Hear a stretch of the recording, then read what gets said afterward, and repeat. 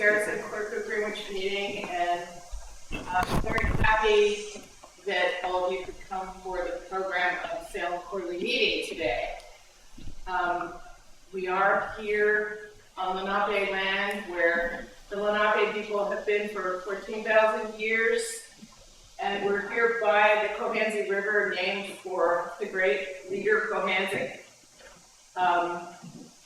It's an incredible privilege for me to welcome Karen Barnett and the women from MUMS. Karen and I go back about 20 years when we worked on a Quaker project together called Bring to Light that involved contributing books to Bridgeton Public Library that had been read by some of the children that she works with, who each made an unbelievable report about the significance of each book before presenting it to the library.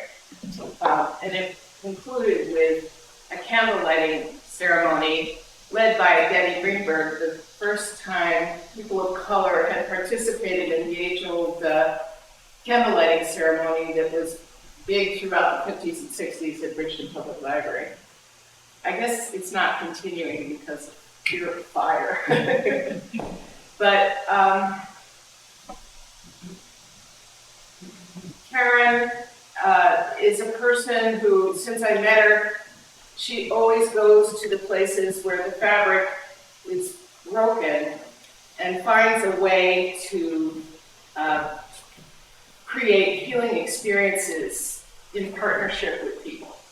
She has been someone who always understands that learning and healing are integrally connected. And I've seen her work with group after group where she focuses on that and opens up holding distance for young people. And the other thing I think that distinguishes her work is that she's always understood, as a person working with young people who directs the Bridgeton Municipal Youth Alliance, she's always understood that families are an integral part of what's happening with kids. And she's kept her ear to the ground about what's happening with families, and I think that has naturally led her. And I would say that her work is a spiritual calling and has been throughout her career, and it's led her to this place and to the work with moms. So without further ado, I introduce Karen. Well, thank you. Is she even talking about me? Because when I hear those things about me, I often say, that sounds like a person that does an awful lot. It's true. But one of the things I believe is that to whom much is given, much is required. And one of the things that I will tell you about my journey in excess of 40 years doing advocacy work, but more importantly, my life in its totality. My life in its totality has just been a life where I've received blessings. And my, quote, career in totality has been an opportunity where I just happened to get a paycheck for doing what it is that I love. So when you marry the two of those together, that's just blessed. So I'm just blessed, and that's why I can rest in whom much is given, much is required. And I have no issue with investing and paying those things forward, because they say that that's the rent for being on the earth. That's the mortgage for being on earth. But for me, that's just part of my DNA. It's part of my birthright. And one of the things that I will be doing September the 19th is a TED Talk in Washington, D.C. And they actually asked me, you have to introduce yourself, and you have to tell your story. Well, my story is that I am the great-granddaughter of a former slave, a granddaughter of a grandfather that went back and purchased his father and brought him to Philadelphia, and then ultimately they migrated and landed in Newport, New Jersey. I am the granddaughter of a grandfather whose property was taken eminent domain during World War II, and they were relocated, not at the value of the property, but the blessing within where they were relocated is that the fact that that property is probably the oldest, most continually Black-owned business, probably in the state of New Jersey and along the East Coast. And it is still open now. And my uncle who is in his upper 80s, still opens it at 7 a.m. in the morning and closes it at 6 p.m. in the evening, 6 days per week. That is a blessing. So my legacy and my honor and heritage actually is in the civil rights movement. So I'm a 60s baby. But living in Newport, I automatically saw there was a difference between individuals, that some individuals chose to focus on. What I choose to focus on is the humanity of each one of us and how together each one of us makes each other stronger. So it would only seem right that I would be hijacking the Wi-Fi at the McDonald's in Salem County one afternoon doing some work in between meetings, and I would see a young lady that was cleaning and using hot water and chemicals, but she didn't have gloves on. So I said to her, excuse me, sweetheart, you really should have gloves on because there are chemicals in that water, and water is hot, your pores are open, you're absorbing those chemicals. And ultimately, long term, that can be some really nasty things. And then we started talking, and she shared with me that she had lost her son to gun violence. And we had a very extended conversation in reference to that, and my truth would be that I have long felt that there was something that I should be doing for individuals because I experienced that same type of loss in 1997 with my cousin. However, for every picture that you see of my son up until 1997, you will see the picture of my cousin with him because they were born at the same time. So it didn't matter that I didn't birth him biologically. He was connected to me through my son and the rest of our family. And then just with the work that I do with the Bridgeton Municipal Alliance, there were a number of students that did programming who lost their lives to gun violence. I knew a number of other mothers who had lost their children or nieces or nephews or husbands to violence. And it just became a natural outgrowth. So on National Make a Difference Day, we did our initial program. And we committed to making a difference in the lives of families, mothers, and communities where individuals were losing their lives. And that became MUMS, Mothers Uplifting Mothers. And what individuals have begun to associate that with are just mothers who have lost their children to violence. However, what we know is Mothers Uplifting Mothers is very universal. And if we go through the alphabet, it could be advocates uplifting advocates, because those of us who do advocacy work, we know that there are times that we need individuals to uplift us. It could be believers uplifting believers, because those of us who are believers know that there are times where we are shunned or stigmatized for our beliefs or for the fact that we believe. It can be children uplifting children. We can go on and on down the alphabet. It can be dads uplifting dads. It can be fathers uplifting fathers. It can be encouragers uplifting encouragers. We can go all the way through the alphabet. And it's all about the same thing. It's about humans connecting and humans uplifting humans. Why is there like the highest, quote, the highest functioning individuals, but we choose to oppress and exclude when we're all part of the same mob? We choose to focus on how we can oppress, keep down, and exclude just because we can.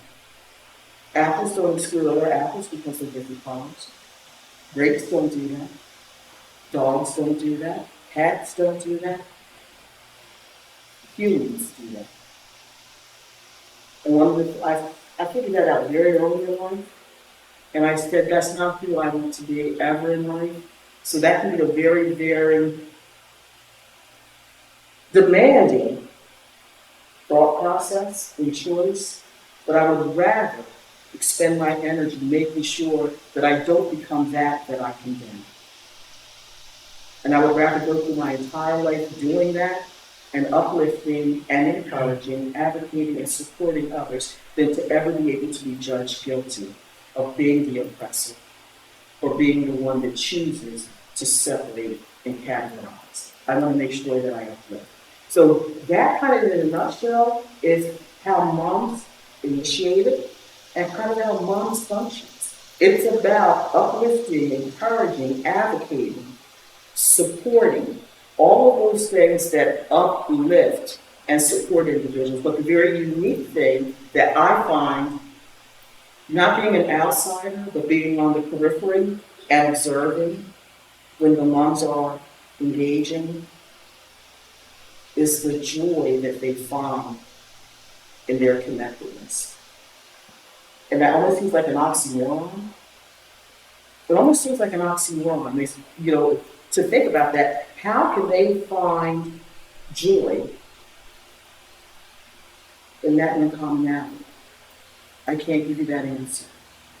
But that's something that I want you to ponder, because we do have one of our moms with us. So one of the things that I had shared with her is I had this very elaborate display that I was going to put up, because I believe that things that are visually appealing kind of draw you in.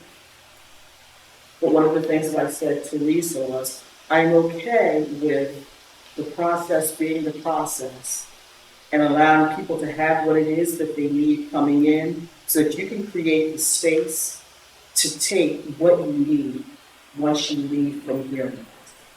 I'm okay with that, because it's not about what I can give you. It's about what you take from being in this shared space. Listen to some of the stories that we're going to share with you today, which are called monologues. Because, bless you, these are, what you're going to be hearing are the refrain from my heart as I listen to the mothers talking about, and there's one in here that's from an aunt, as they talked about individuals that they have lost. So what the process is they share, I listen, and then I take their words and I rewire them from a place of pain and love into a place of love and reflection. So what you're going to hear today are going to be reflections of the love that they had in their heart that was given through their mouth, filtered through my ears, and then put down on paper. And one of the things that you will hear me say is I will ask permission to share. I will ask permission to introduce. I will always ask permission. And one of the things I'm going to ask you to do is I ask that so that I never re-traumatize individuals, that I never re-victimize individuals. And I would ask that you do the same thing after you listen to these, because we do have other individuals here who may be anonymous in their loss from the past. They may be anonymous in the loss that they're going through right now. But as a clinician, one of the things that we should never do, and we are taught never to do, is to re-victimize or re-traumatize. If something that you hear triggers you, if you simply put your hand up, I'm going to take a pause and allow you to gather your thoughts. And if gathering your thoughts means that you need to excuse yourself and talk with me later, I'm okay with that. If gathering thoughts means that you just need to grab onto someone so that they can steady you, I'm okay with that. But one of the things that I ask that you not do is have a conversation openly here about who, what, when, where, or why. Because it doesn't matter the who, it doesn't matter what happened, it doesn't matter why it happened, it doesn't matter where it happened, it doesn't matter why it happened. Individuals who have lost their children and loved ones have had a loss, and they are traumatized. And the answers to who, what, when, where, or why will never change the inner feelings that they have, the daily feelings that they have, or the daily thoughts that they have. So with that said, I suppose I have a little one who's going to be here today, along with her grandmother who has custody of her. She's not here. That's okay. Just send her positive thoughts in the process. And with that said, I am going to begin reading you monologues.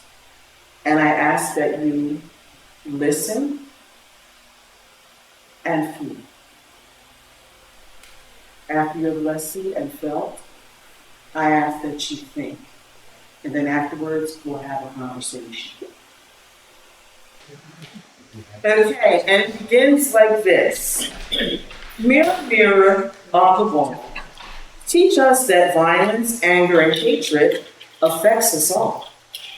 It doesn't care if you're black, Hispanic, or white. It doesn't care if it's day or night. It doesn't care if you are big or small. It doesn't care if you are weak or strong. It just comes, bringing pain to all. It doesn't care if you are rich or poor, if you have gifts and talents that the world needs and more. It takes away all hopes and dreams. Hidden scars of pain is what it leaves. It leaves no answers, just questions lie. Who has the right to take another step? What gives anyone the right to decide someone else should die? They are now left with memories dear of those who no longer physically here. Yet they live on in the hearts and minds, a gift that will last until the end of time. Today, we are sharing their memories dear for all in attendance, for all who will hear. Stories of loved ones taken too soon. The first person I'm going to introduce you to is Keon. To me, he is my only sunshine, who could do anything. From his smile, and always smiling, he was a mama's boy, a most precious thing. He also was a good dad. His children he put first. He liked helping people, feeding the hungry, clothing people, even quenching their thirst. And one of the things that I found very amazing about this was that this mother talked about the fact that where she lives in Bridgeton, there are a number of unhoused individuals, and that he would sit on the porch and come inside and get food to feed them, and he would also take water and a beverage out to give them when the sun comes. So that spirit, those gifts are now silent, but yet they live on in her and in his children. The next person is Devontae. Devontae is the baby of my bunch, and my sunshine too, who can brighten up the worst of your day with all this old school saying and jokes. He was a staunch protector. No words could you say about those he loved. Goofy with a contagious laugh, lovable and easy to love, was his imprint and constant goal. So those two mothers are actually in the Poconos right now because they do an activity there where they launch lanterns. And that is a national initiative, and they go every year along with hundreds of other families and launch lanterns in the memory of their loved ones. This one is this is the view of an aunt who gave me this as they were at Cooper Hospital last week, making the decision to take her niece, this young man's sister, off life support as a result of an overdose. And this is in honor of Montre. Montre, our being, was so magnificent. Loving life and humble too. Always loving on kids, focused on his education, passionate about family and football, constantly growing were his golden rules. Everyone loved to hug him. He was a lovable young man and so much more. His love of helping others was taken with the close of his life story. He would push you to achieve your greatest goals. Never get up, work hard, stay focused. would be his constant cheer. His words still echo. We hear him. It fills the dream cups of our family and friends, far and near. It still feels unreal to say these things. Being, we feel your spirit near. With the close of our eyes and each beat of our hearts, you live on, and yes, we hear your cheers. And again, that aunt gave me that as she was sitting at Cooper Hospital and they were waiting to make the decision to take his sister off life support as a result of an opioid overdose. And the last story that we have to share with you, this little girl was actually supposed to be here along with the grandmother to perform this. So again, I just ask that you keep them in your thoughts because every day is a challenge. So it's not that I'm disappointed that they didn't show up. My disappointment is the fact that they have to work through emotions every day and try to show up. So this is a tribute to Joseph. To me, he was my firstborn, who constantly squirmed around, or with the deepest dimples. I really miss him. I wish he was still around. He had 4 boys and 2 girls, birthed in the same order, just like me. He loved to cook, and if you ask him, Chef Jerry Jones was his father. That's why he was a foodie. And she was giving this to us while we were at a meeting. And in the sidebar, I heard her say this. I'm finally in a good place. And that resonated with me. It just really resonated with me. And she went on to say a few other things. So no matter how many monologues we add to this, Joseph's story will always be the closing for me. Because ultimately, this is a place that all the funded programs and all the advocacy work that is done can never give this to an individual. The statement that is here is the work that she has put in and the resolve that she has come to find, and the resolve that she continues to strive to maintain as she has the responsibility of her grandchildren now. And this is what she said. I'm in a good place finally, but that will never change the fact, if time could rewind or time could stand still, I'd capture it to bring me squirming back.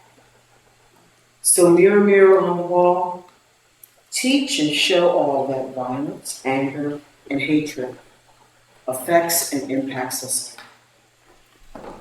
Listen very closely as we bid you adieu, because the next stanza of this poem would include your loved one or you.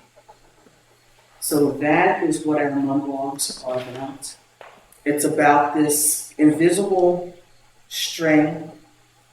And Dr. King even talked about that. We are inextricably connected, whether we like it or not. Keith and I talked about those degrees of separation because, Lori, I have a message for you from several people, but one specifically was Lorena Diaz. I've been working with Lorena for several years, and it wasn't until I was invited here to do this, and then we talked, and then I had to confirm whether or not that document was in Spanish. And when I sent it, I referred to you, and she sent the email back in capitals, Dr. Lori Talbot? And I said, yes. Those degrees of separation, how we are connected. It's a real thing. Being a part of MUMS is a real thing. Being a supporter of MUMS is a real thing. It is said that no one knows the raindrop that makes the dam overflow its edges. each one of you have the ability to be a raindrop that supports moms, but more importantly, each one of you, through your witness and how you show up in the world and the seeds that you plant, you become another bridge for an individual that can choose not to participate in activities that results in their needing to be an organization for moms. I ask you to take what you need, let that resonate, and then share. I ask permission that if Lily would like to share, that she would share, or if Lily would like to respond, that she would respond. That is my presentation for you. We do programming year-round. There are several national initiatives that we participate in. One is coming up on September the 30th, where there will be hundreds of individuals that come together for a program of hope, healing, and remembrance. Because if you listen very closely, a lot of these individuals talk about their loved ones in the present tense. Because they are in the present tense. They are not a case number. They are not a statistic. They weren't, they are. Because they are in the fiber of all of us. And now that you have heard the stories of Devante, of Keon, and Joseph or Swan, now they're a part of you. The question becomes, what will you continue to sow? Or what will you leave out so that you don't have so many chapters of months? That is the goal. Take what you need. You can give back what you have heard. You may share. And I believe if you would like to share, after they interact with you, you may. However, please remember those W's. The who, what, when, where, or why are insignificant as to why people are included in the mother laws. However, the who, what, when, where, and why are relevant to each one of us. Because the question is, who are you being? What will you do with what you have to contribute? Where are you willing to contribute that at? When and how often? And why are you making a decision to not help change the narrative? To whom much is given, much is required. I'm not finished paying rent. There's more rent for me to pay while I'm here. That is what I have for you, and I am just going to sit and be in this space with you. Thank you for allowing me to be in the space, share space, and I'm simply going to hold space for us to interact and have a dialogue. Thank you.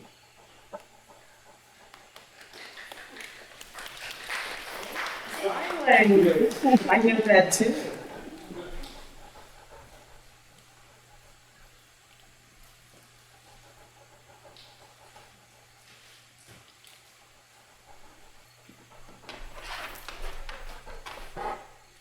Well, perhaps I should speak and tell all of you why all of a sudden you have a big dog in your midst. This is a Great Dane. She is a crisis response dog. She and I, as a team, have been to just about every mass shooting in the country. We go with the FBI, the counselors that the FBI brings in, and we try to help people get through those situations. It's never easy. It's always really, really hard. Frequently, we go back a year later when the PTSD has gotten so much worse. Because when we see people, generally speaking, in the beginning, they're too shocked. They're deer in the headlights. They don't even know how to feel anything yet. But a year later, they have realized what they have lost. And I have her because when people are that traumatized, when anyone is that traumatized from either losing a loved one, a friend, a family member, or if, God forbid, they have been in a mass shooting, which I have talked to many, many people who have, they frequently are much too upset to even speak. And all the people that are there to try to help them, they can't even begin to think about talking to them. But she is the link.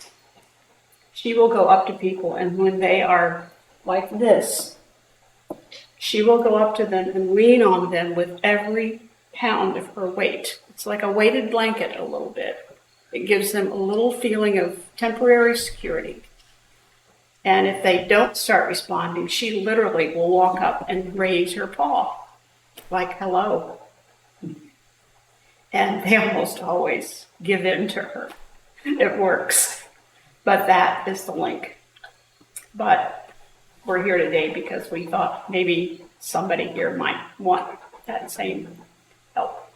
Because it's a moment of surprise from what you're feeling, from the grief that you're going through, from the hurt, and trying to continue on. And I know one little girl that Alma's been trying to get through too.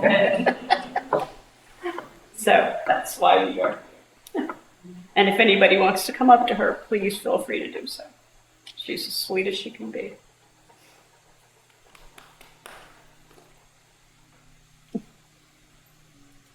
How far does your members reach? Is it all the Delaware Valley? And Currently, we have individuals from Cumberland and Salem County, Camden County, Gloucester County. So MUMS it originated out of the city of Bridgeton. However, anyone can be a part of MUMS. And it's not gender specific. So we don't know what to do with that, but it's not gender specific. And again, it has nothing to do, it has everything to do with being in a space where you're able to uplift. Because even if for individuals that lost individuals during COVID, a loss is a loss, potatoes, a loss is a loss is a loss.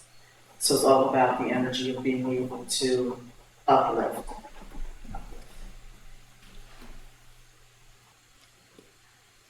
Say more about how people find moms. I know you don't really have an online presence at the moment. Is that correct? Correct. It's basically word of mouth. A lot of word of mouth. And that is an organization, mothers who have lost children. I equated to, my next and youngest brother has multiple myeloma, which is a form of cancer. And it is amazing to me that each time we go to Penn, when we walk inside, there's an energy that you know who's going to the prom. And I don't know how that happens, but there is. And you can tell those that are there in support, and you can tell those that are in their journey. And we have some moms that just kind of have their thumb on the pulse. Some of those individuals actually get referred to us now through victim witness. If they have ever had any type of interaction with the victim witness component of the county prosecutor's office, they now get referred to us through them. And I'm going to ask Lily if I can share one of her statements that she made. The very first activity that we did, a healing activity that we did, and we've changed the name of it now, but on the national level, it is called the National Day of Remembrance for Victims of Homicide. And one of the things that I believe in the power of the tongue and in the power of the language. I don't like the term victim because no one volunteers to become a part of this. And I don't like the term victim because it almost negates the power of healing.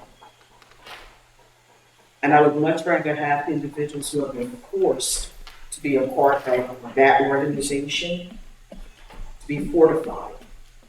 So I choose to have that day be remembrance, hope, and healing. So for the first activity, we let it be the National Day. And I can remember, because I listen very deeply, I can remember Lily saying that this was the first time, and I believe your daughter had been going for 25 years at that time, so I did listen for her. She said that this was the first time in 25 years that the prosecutor's office had ever done anything because they had partnered with us, that she felt that she was being, and I'm going to support it, and then now I'm going to toss the ball to you, because you already gave me permission, and I'm going to allow you to share. Okay. So the first activity, I was telling Karen, I live in Vineland. I had to come to Bridgeton. On the way coming from Vineland, coming to Bridgeton rather, I'm driving and I'm trying to find every place to stop along the road and turn around to go back to Vineland. Because I was just not sure. Once I got in front of the building, I went up to Washington Street, turned around, was getting ready to go back to Vineland, and then there was a parking spot. So I pulled in. Once inside the building, and the ladies were there, and my guard was still up. I sat with my pocketbook right next to me and my keys. Because I said, I'm going to leave. I'm just going to leave. I, at the time, still didn't know how to put my emotions out there. Tell you a little bit about my daughter. We were very close. She would call me, and it's the same that her daughter that I raised does it. She'll call me at noon and she'll call me at 4. She calls me at noon just to say, what you doing? She called me at 4, so I go work yet. And her mom used to do the same thing. But my daughter's very caring. She, at the time of her being stolen from me, as I put it, she had just purchased a home. I was going through the shoulda, coulda, wouldas because I gave her the down payment for the home. And I was thinking if I didn't give her that money, she'd still be alive. But as a therapist said, how would you know that? Because I wound up in therapy. I was a little headstrong. I was social worker. I don't know what to do. I don't need nobody telling me what to do. So this social worker wound up in therapy. In those sessions, it was like she brought out so much about my daughter, what I was going through. She asked me questions that I wasn't even thinking about how to deal with it. But I couldn't get past the closeness of my daughter, losing her, well, being stolen, and we just did everything together. So the day that I didn't get the call, I went to her house because I did get a call that she didn't come to work. She read the credential. The last day I saw my daughter alive was Memorial Day, 1999. So I went to her house. The front door was open. And I'm like, we don't go in the front door, we go in the side door. So I pushed the door open, she was laying right there. So I found my daughter. I went up the steps to try to find the phone. Didn't know where her daughter was, but then her daughter popped up. And so from that day, June 1st, is where my life took a turn.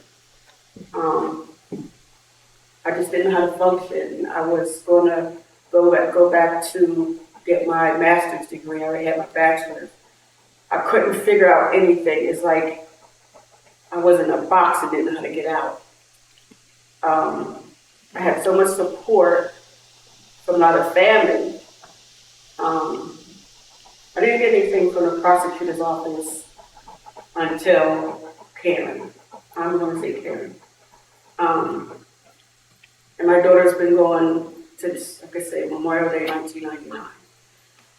as I said earlier to a couple ladies, I felt like I was doing this alone. I was suffering in silence. Anytime I got by myself, I would cry. I didn't want anybody to see me cry. We talked about just the little things she would do. She was very, my daughter's the type, she would tell you everything. She would tell me everything. And sometimes I'd be like, you know, but she didn't have a problem telling me anything about her boyfriend, whatever was going on in her life. So I thought it was a little different. May 30th, she sent me a card in the mail thanking me for everything that I'd ever done for her in her life. She sent me that card. She sent me a CD in the mail, and I'm like, she lives right around the corner from me. Why would she do all this?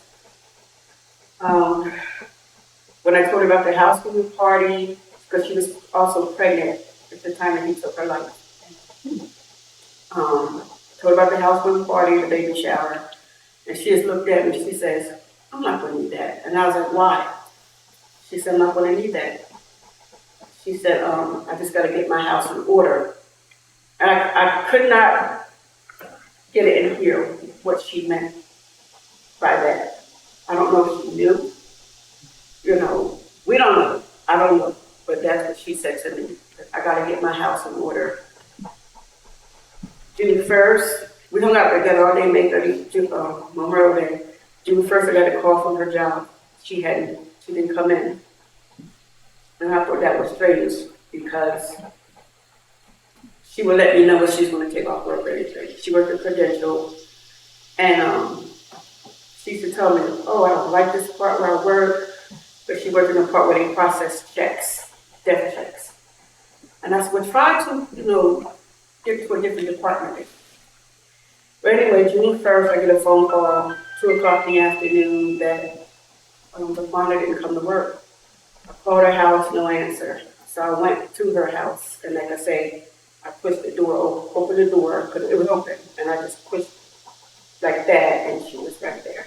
I found my daughter's lifeless body. I didn't know what to do. There's times now, and it's been 25 years, I still have, as I call my Nikki moments. What I'll do is I'll sit and I'll write a letter to the parole board, let them know how I'm feeling at this time. I think I'm in a better place because I haven't written to them since the young man was trying to declare clemency or whatever that stuff is.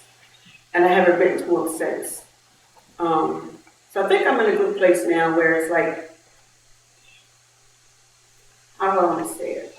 I'm accepting, but I'm not accepting.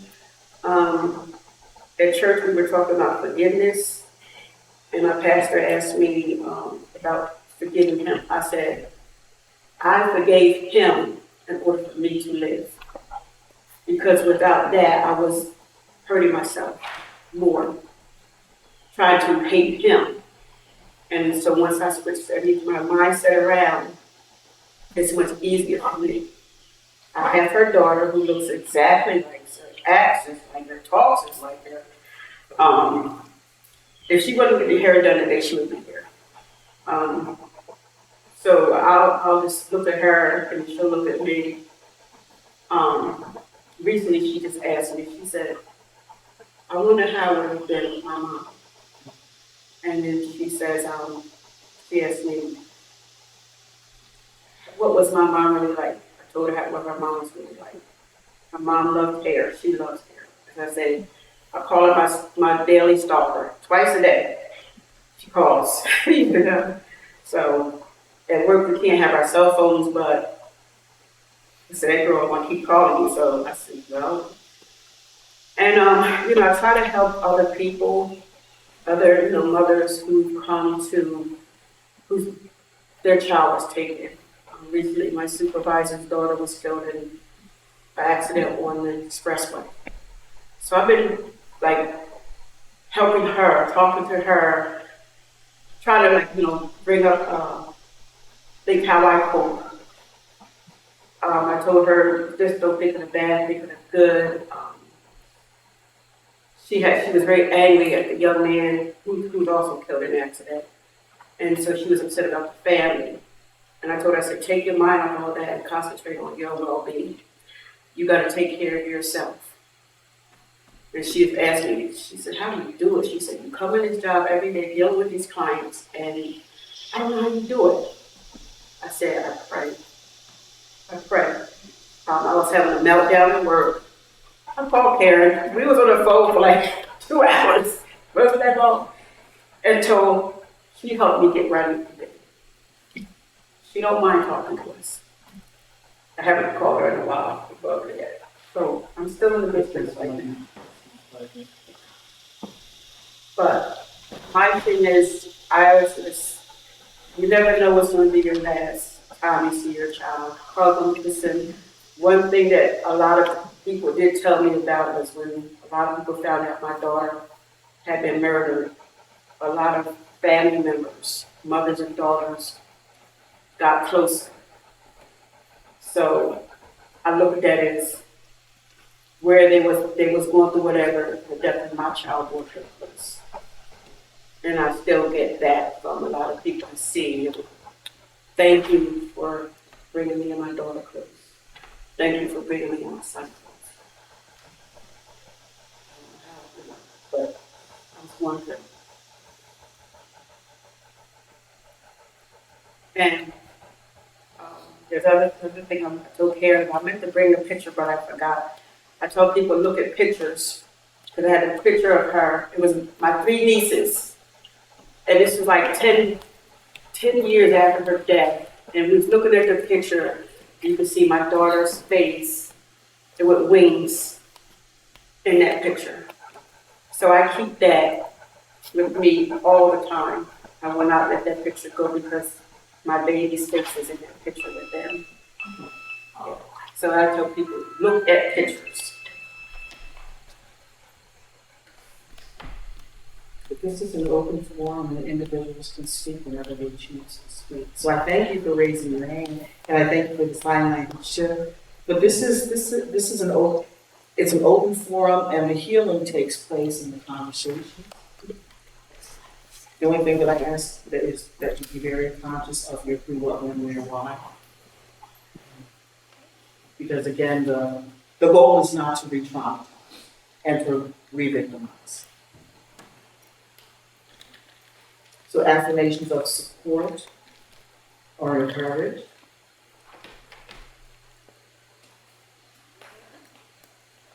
And for those of you that would like to see her Nikki, this is her Nikki. I'll just leave that until it walks. Beautiful. I'm just curious, have you ever partnered with other organizations in terms of things like trauma outside of losing someone? And would you say that the processes are kind of similar? I believe, okay, so in reference to your question, in reference to partnering, what you've heard me already open up and say that one of the things that I will not do is allow individuals to be traumatized. With MUMS, this isn't an organization that is funded, so we have no desire to collaborate with individuals that want to treat individuals as statistics or a check-off box. I'm credentialed to do trauma interventions. We do those things. I'm very protective of our moms. And I can't stress that enough. I'm very protective of them because they are enduring, because it's not a process that ends. They are enduring one of the worst traumas that a human can endure. To have a life that you carry taken from you. I don't put them in a position where they are re-traumatized or victimized by other organizations. Do we refer to other organizations outside of Cumberland County? I have to be 100% in my truth. Outside of Cumberland County for them to get counseling? Yes, I do. Yes, I will. Will I do it within boundaries.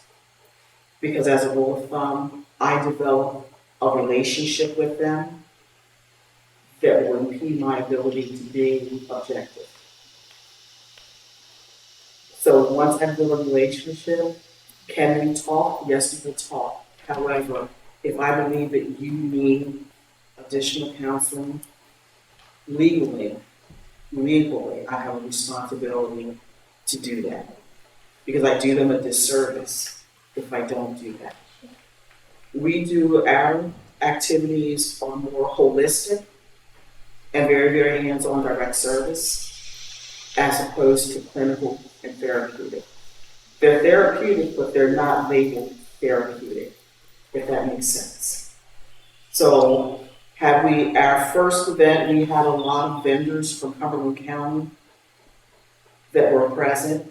However, in my opinion, and in the opinion of a lot of the participants, that was simply acquiring hours for paid time off later. They were on their cell phones, they really did not engage the individuals that were there. So will I support individuals getting PTO instead of actually doing outreach and caring for individuals? No, I won't. So it's hard to partner with other organizations unless they are truly, truly aligned with the core mission. And as a social worker, as a licensed social worker, and as a clinician, one of those first rules is to do no harm. So I stand in the do no harm, but more importantly, who I am at my core, I'm very particular.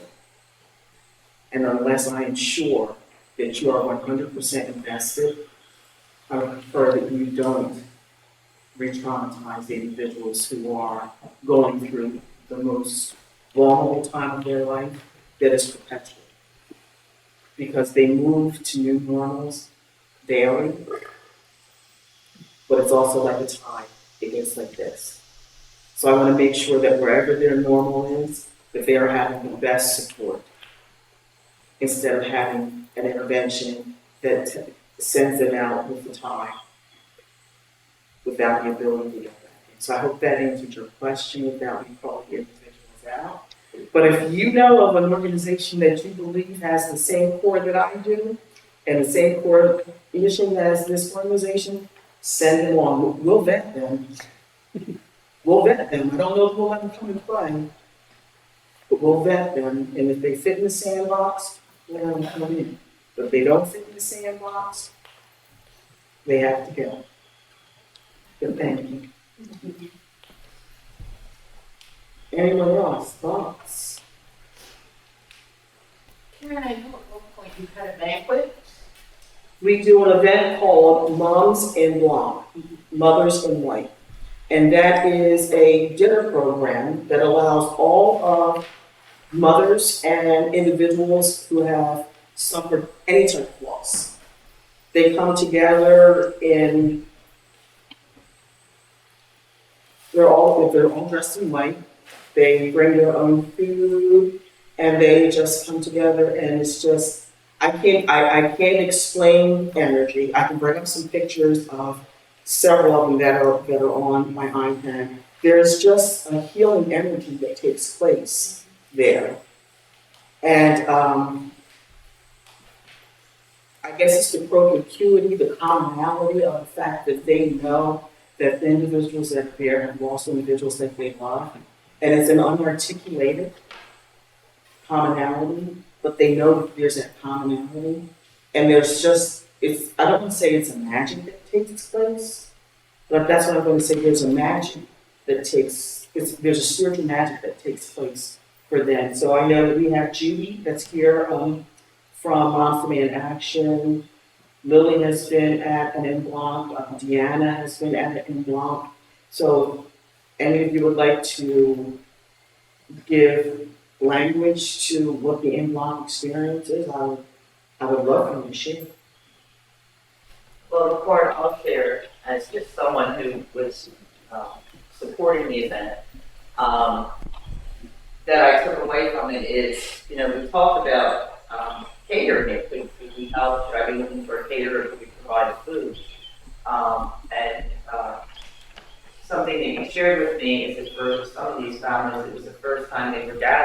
having the loved one taken from them. And so to explain a little bit more about being involved, Karen always provides a lovely venue with usually beautiful white linens and maybe chair coverings and always white linen napkins and all the place settings.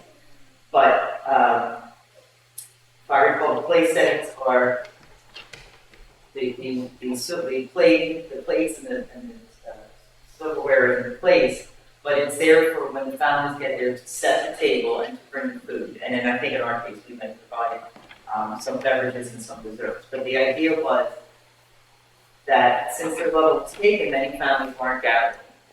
And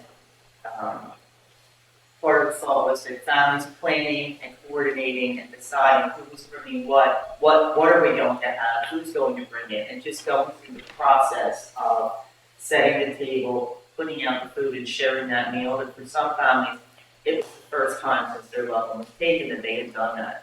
And that was a big takeaway for me. That was something that the hope being that once they gathered and had this positive interaction with each other, that maybe it was something that they could continue. And Karen, as someone from the outside who heard about this, I was struck by the sort of energy of distinguishing, or kind of the whole ceremonial aspect of creating a beautiful dinner party with beautiful napkins and tablecloths, elevating the experience of being together, taking an experience that feels like nothing but, and bringing it into a shared specialness in this way seemed to be really part of the healing. Christine, was that a finger up that you wanted to add? Yeah, I just wanted to add, I did get to experience and MUMS and Karen event. I came with the, I didn't know what to expect type of, because you just don't know what the atmosphere is going to be like because you know what everyone has in common. But it was more of a celebration. It was absolutely beautiful. All of, like you were saying, the white linen and decorations. And then also the fact that fans would be getting to take photos together. So it just kind of re-emphasized the celebration and to continue on with keeping things in a festive mood at times as well, because families have to commemorate, but you also have to celebrate and remember who is still here with you. So it was a great experience. I just want to say thank you for being here.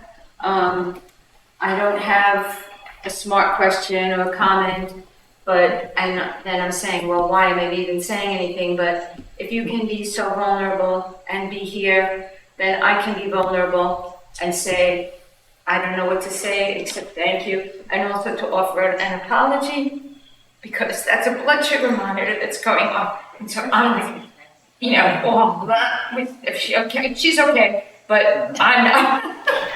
So anyway, thank you.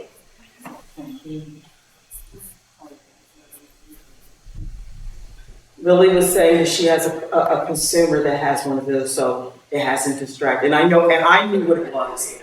Me too. And so my glance was affirming all the other. So I knew what it was also, so the mommy and me was, okay. It's a life for sound, so I don't think that's an issue. Right? No. Bless you. Is your hope in a way that you can inspire the other counties to carry this work forward in some way? I have not processed it that way.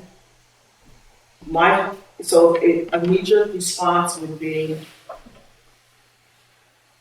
my hope is that if someone connecting, or if the drop that MUMS provides to whatever space a mother or a family is in, if that sets them on a journey to a healthier space, then that's what we want to provide.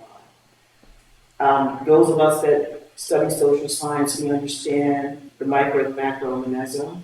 Those of us that do instruments, we understand that also. I want to be the micro heartbeat. I want to be the micro that connects with others, that creates the macro, that connects with others, that makes the meso. Because things that start small can have consistency. It's no different than if you put the cake in the oven and you have a lot of people that come in and walk around, the cake will fall. When you start small, we're able to keep that intimacy, we're able to build rapport. When you're looking at larger pictures, it's almost like waiting for rain to nurture the earth. The clouds have to get a certain number of drops in it before it begins to rain. And in the midst of waiting for it to rain, the crops perish. And that's how I look at legislature and advocacy. It takes a whole lot for everything that's up here in the stratosphere to get down to the lower level. And in the midst of it getting to the lower level, we still have families and individuals that are perishing. I believe my role is, as an ally, as an advocate, as a co-conspirator, I've gone through all of those levels. So as a co-conspirator, I'm able to navigate between all of those levels. So I'm able to have conversations with legislators. I do that. But then I can also tell you that legislature as a whole has not been a friend to BIPOC communities, Black, Indigenous people of color. Legislation had to be forced to take away some of its gender view. So when I look at legislation, I have to look at it through the lens of who does it actually benefit and how many different turns is it going to actually take for it to really benefit BIPOC or marginalized communities. So while I give voice to that, I still have energy and things that I need to be doing down on this level. We as females, we still have a whole lot we need to be doing on this level. Because there are a lot of things that were in place that have been overturned. There are a lot of things that are in legislation that are being overturned. Voting rights. I struggle to think that my great niece may have to be a suffragette. That's scary. Okay? But one of the stanzas in the poem says, mirror, mirror on the wall. Because if we don't give voice to those things, injustice to one is an injustice to all. I suffer to think that my great niece may have to become a suffragette. But if we look at the way things are being done with voting rights and the way things that are being overturned that are already in legislation and in the Constitution, that could very well be. So that has nothing to do with being Black, Black, Indigenous, or a person of color. That has everything to do with being female. So we all have that connectedness. And it's a human connectedness. So we want anyone that needs to be able to come, receive, and take, and not just take, but to shape. Go and sprinkle that wherever you go. Oh, Karen, how can we get the working mothers in touch with the organization? Yeah, Dora.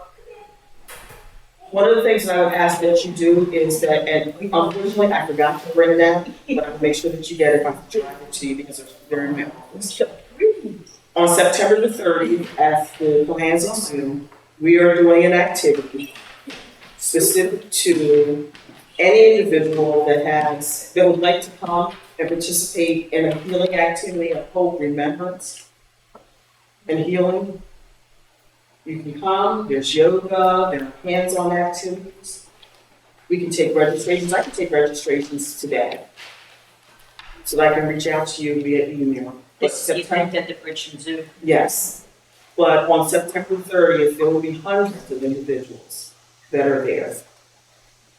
Not just from Cumberland County, we have registrants from Gloucester, we have registrants from Delaware, we have registrants from a little bit everywhere. So your recommendation is if we know mothers that might be interested in participating, connecting to go to that event? Yes.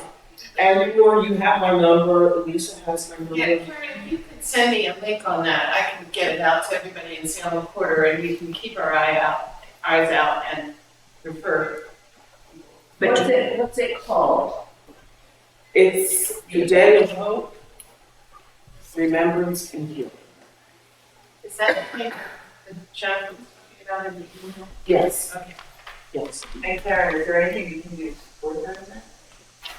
The event is already, just get the word out for people to be here. It's supported by the prosecutor.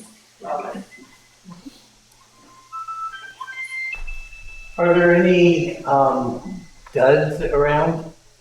Dads up to dads? We have had, you heard me going through that earlier. We have had fathers show up. We have had fathers show up at events, and we really do need to look at the name. You want duds? We would love to have we would love to have floods. Families uplifting families. We would love to have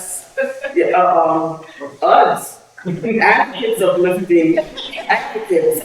We need all of that. And there's a place for everyone and everything.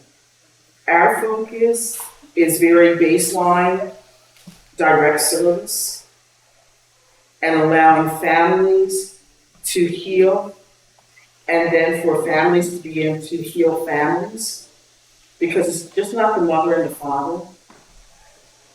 It's everyone that loved that individual. And then on another level, and I have to go ahead and say this, because I'm convicted to say this, even the perpetrators, their families are traumatized. If you look at the most recent homicide that happened in Nova, there's a whole set of individuals that just cannot believe that the person that is accused of doing this would do that. So then when you talk about that, you have to talk about mental health. And if you talk about mental health of teens, it takes a teen 10 years to be diagnosed and to get into mental health treatment. And based on what type of insurance they have, so this is this big ball of stuff. And you'll hear individuals talk about average childhood experiences. Just living in Cumberland County is an average childhood experience because of the amount of social detriments that are here. So, people have these cute sayings. Most individuals in Cumberland County live in a perpetual state of survival. And the brain, with its plasticity, has acquired more negative experiences than positive experiences. So if I'm that child, and I haven't received the services that I need, and if I'm the parent of a child, and I haven't received the services that I need, and if I'm the grandparent of grandchild that never received the services that I needed to give to my child, and now my grandchild needs those services. If you talk about an onion with a hollow and round core, that's the epitome of it. So again, do I give voice about things that need to be changed legislatively? Yes, I do. But I also know that it takes so long for those things to get down here that all of this is perishing. So my goal is to move in between those two things and empower everything that's here to continue to maintain and be watered until what's up here actually really begins to start impacting this life. And to empower individuals who have been forced to get into the flow of loss, to empower them with the tools and or the GPS to get to the tools that are available, not 8:30 to 4:30 Monday through Friday, not by calling 988 where I'm going to get a series of other numbers I need to call, not calling 211, not using any of the numbers that are in the county directory as support as their first option for assistance, but to build a cohort of individuals that can reach out just like this, or that can call just like this, and get what they need, but more importantly, that they're able to heal their families, and then connect them to some of those other resources. But also make sure that one of the things that we talk about is 5 and below. We do Super Saturday, we do self-care Saturdays, and she's smiling. And with self-care Saturday, one of the things I talk about is keep $5.33 for yourself. Out of all the bills and everything that you do, keep $5.33 for yourself. And you can go to 5 and below. Okay, but she's laughing, so I'm going to let her finish. Go ahead. Oh, okay. But you can go to 5 and below, and you can get jewelry making kits, and you can get painting kits, and the same thing that organizations charge hundreds of dollars for, with $5.33 a month. You can go and you can buy those same things, and you can orchestrate the same thing at the house. And you will be surprised. I did it yesterday, but I had to pay $35. That was because I was supporting another church that was doing an activity so they could remodel their kitchen. But it was a paint activity. And painting is extremely therapeutic. And I did not want to talk with people, and people wanted to engage, and I was like, and my focus was painting my picture. Not on the fact that I just lost an uncle that will bear next week, and not on the fact that Monte's sister was taken off life support a few days ago, and I'm waiting to get the call in reference to her services or movies. Because it wasn't on any of that. It was just on painting. And during that time that I was painting, all of that other stuff is up here. And eventually it'll just let it fall. It's going to fall. But we all know that when it falls, it burns away. So for that time that I was there, I was just painting. So I tell them all the time, $5.33. Yoga mats, $5.33. You don't have to have a yoga instructor. You can go on YouTube. Okay? So it's all about empowering families that when agencies are closed, or when agencies aren't available, or if there's an issue with contractual issues because normally, they're only allowed to work this number of hours, they have the ability to begin to heal themselves. And as allies, you too have the ability to say to a family that has lost a loved one, you know what? If you know that an anniversary or something is coming up and that person is normally sitting by themselves, or they're very inward, you can say, on this day, I'm going to go to Michael's or Hobby Lobby, and I'm going to buy jewelry supplies. Have a jewelry party. Invite them over. Have a paint party. Dollar store supplies. Invite them over. Let it be about the healing. Let it be about the healing and the celebration of. Let it be about the healing and the celebration. Karen, I want to thank you and Lily and MUMS for opening up this conversation and opening our hearts. I think we could go on, Yes. but it is kind of the beginning of the conversation. And I just want to thank you for coming on behalf of Salem Porter and Greenwich Friends Meeting. Anyone have a last thing they need to say? Perhaps we could just end with silence.